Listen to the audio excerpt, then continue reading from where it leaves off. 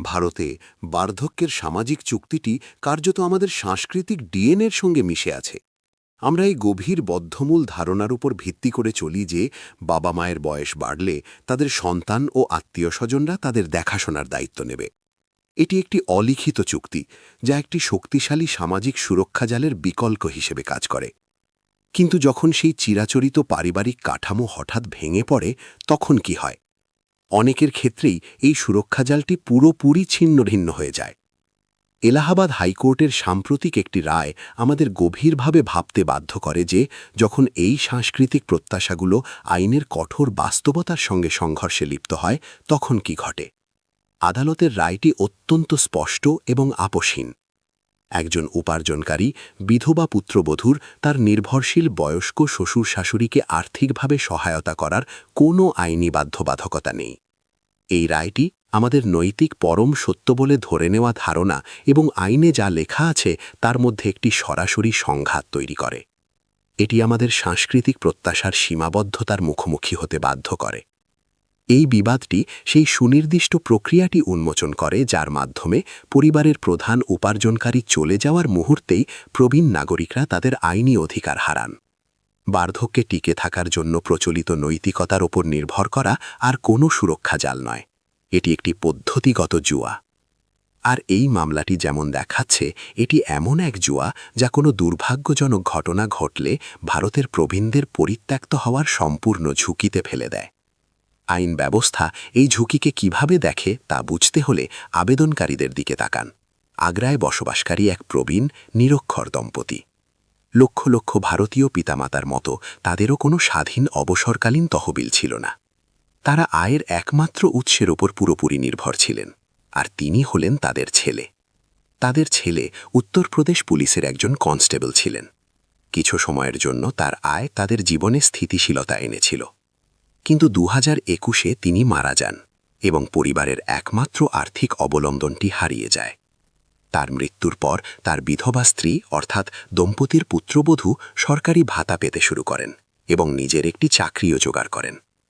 তাকে পরিবারের নতুন উপার্জনকারী সদস্য হিসেবে দেখে সেই বয়স্ক বাবা মা আদালতে যান। তারা যুক্তি দিয়েছিলেন যে এখন তার প্রয়াত স্বামীর আর্থিক দায়িত্ব গ্রহণ করা উচিত এবং তাদের মাসিক ভরণ পোষণের ভাতা প্রদান করা উচিত। বাবা মা বিশেষভাবে অভিযোগ করেন যে তাদের পুত্রবধূ মানবিক কারণে নতুন চাকরিটি পেয়েছেন। এটি একটি আইনি বিধান যেখানে সরকার কোনো মৃত কর্মচারীর নির্ভরশীলকে চাকরি দেয় যাতে পরিবারটি চরম দুর্দশার শিকার না হয়। কিন্তু 2023-এর আগস্টে আগ্রার পারিবারিক আদালত তাদের আবেদনটি খারিজ করে দেয়। বিচারক উল্লেখ করেন যে তিনি যে বিশেষভাবে সেই মানবিক কারণে চাকরিটি পেয়েছেন তা প্রমাণ করার মতো কোনো দস্তাবেজি প্রমাণ নেই। অন্য কোনো উপায় না থাকায় হতাশ বাবা মা এলাহাবাদ হাইকোর্টে আপিল করেন। বাবা মা তাদের সম্পূর্ণ আইনি কৌশলটি পারিবারিক কর্তব্যের এক মরিয়া অনুমানের ওপর ভিত্তি করে সাজিয়েছিলেন। তারা আশা করেছিলেন যে আদালত একটি নৈতিক বাধ্যবাধকতা বলবৎ করবে। কিন্তু ভারতীয় আইন ব্যবস্থা কোনো নির্দিষ্ট আইন দ্বারা সমর্থিত না হলে নৈতিকতাকে স্বীকৃতি দেওয়ার জন্য তৈরিই নয়। বাবা মায়েরা ফৌজদারি কার্যবিধির 125 ধারার অধীনে তাদের দাবি দায়ের করেছিলেন, যা এখন ভারতীয় নাগরিক সুরক্ষা সংহিতা বা বিএনএসএস-এর 144 ধারা হিসেবে হালনাগাদ করা হয়েছে। এটি ভারতের সেই নির্দিষ্ট আইন যা পরিবারের কোনো সদস্যের কাছ থেকে আর্থিক ভরণপোষণ দাবি করার অধিকারকে নিয়ন্ত্রণ করে।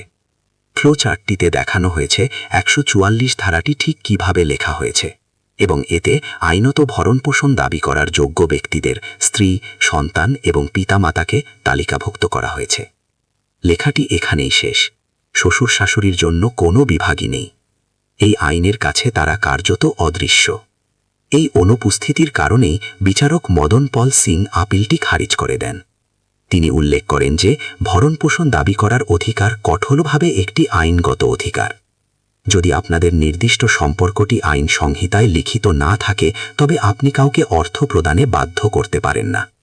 বিচারক একটি কঠোর ঘোষণা দেন, সহানুভূতি ও সমবেদনার কোনো আইনি ভিত্তি নেই।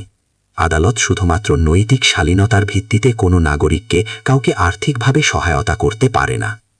আদালত একটি গুরুত্বপূর্ণ পার্থক্য স্পষ্ট করেছে।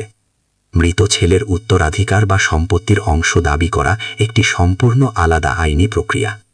কিন্তু একজন বিধবা পুত্রবধূকে তার নিজের স্বাধীনভাবে উপার্জিত ব্যক্তিগত আয় থেকে মাসিক ভরণ পোষণের টাকা আলাদা করে রাখতে বাধ্য করা, আইন তা একেবারেই অনুমোদন করে না। আইন ব্যবস্থা একটি অনমনীয়, অনুভূতিহীন যন্ত্রের মতো কাজ করে। এটি পাঠটি ঠিক যেমন লেখা আছে সেভাবেই পড়ে শোনায়। যদি আইনে আপনার নাম স্পষ্টভাবে উল্লেখ না থাকে, তবে রাষ্ট্রের চোখে আপনার বেঁচে থাকার নৈতিক অধিকারের কোনো অস্তিত্বই থাকে না। এটি কোনো বিচ্ছিন্ন ঘটনা নয়। 2 বছর আগে বোম্বে হাইকোর্ট প্রায় একই রকম একটি রায় দিয়েছিল, যেখানে আরেক বয়স্ক দম্পতির তাদের বিধবা পুত্রবধূর কাছ থেকে ভরণ পোষণের দাবি প্রত্যাখ্যান করা হয়। এই মামলাগুলো একটি বৃহত্তর চক্রের প্রতিফলন। বাবা মায়েরা তাদের সন্তানদের অগ্রগতির জন্য নিজেদের সম্পদ বিক্রি করে দেন। ভবিষ্যতের যত্নের প্রতিশ্রুতির বিনিময়ে নিজেদের ব্যক্তিগত আর্থিক নিরাপত্তা বিসর্জন দেন। যখন সমর্থনের সেই একমাত্র স্তম্ভটি ভেঙে পড়ে, তা মৃত্যু বা বিচ্ছেদের কারণেই হোক না কেন, বয়োজ্যেষ্ঠরা অসহায় হয়ে পড়েন। রাষ্ট্র অপর্যাপ্ত সামাজিক সুরক্ষা প্রদান করে, এবং আমরা যেমনটা একটু আগেই দেখেছি, অবশিষ্ট দূরবর্তী আত্মীয়দের ওপর আদালতের কোনো আইনি অধিকার নেই। খলনায়ক খোঁজা সহজ, কিন্তু এই পুত্রবধূ কোনো নিয়ম ভাঙছেন না। তিনি তার আইনগত বাধ্যবাধকতার বৈধ সীমার মধ্যেই কাজ করছেন। তার কোনো আইনি ঋণ নেই। আসল সমস্যাটি হল একটি পদ্ধতিগত ব্যর্থতা। ভারতের আইনি কাঠামো তার বয়স্ক জনগোষ্ঠীকে স্বাধীনভাবে সুরক্ষা দেওয়ার জন্য বিকশিত হয়নি। এটি প্রবীণদের যত্ন নেওয়ার দায়িত্ব পারিবারিক ঐতিহ্যের উপর ছেড়ে দিয়েছে, এবং আইনে কোনো বিকল্প পরিকল্পনা অন্তর্ভুক্ত করেনি। এটি আমাদের এই প্রশ্ন করতে বাধ্য করে যে একটি জাতি কি সত্যিই তার প্রবীণদের সম্মান করার দাবি করতে পারে, যদি তাদের সরাসরি বংশধররা চলে যাওয়ার মুহূর্তেই তার আইন ব্যবস্থা তাদের সম্পূর্ণ অদৃশ্য করে দেয়?